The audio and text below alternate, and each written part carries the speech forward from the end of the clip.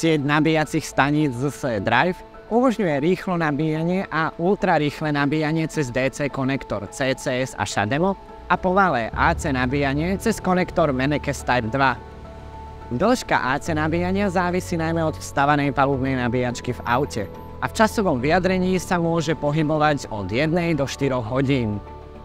Pri rýchlo nabíjaní je z časového hľadiska najefektívnejšie nabíjať od 20 do 80% stavu batérie. V tomto rozmedzi dokážem prijať najväčšie množstvo energie za najkratší čas. Klasické rýchlo nabíjanie DC umožní dobitie auta v spomenutom rozmedzi pokojne za 30 minút. Pri ultrarýchlom nabíjaní UFC mi bude stačiť menej ako 20 minút.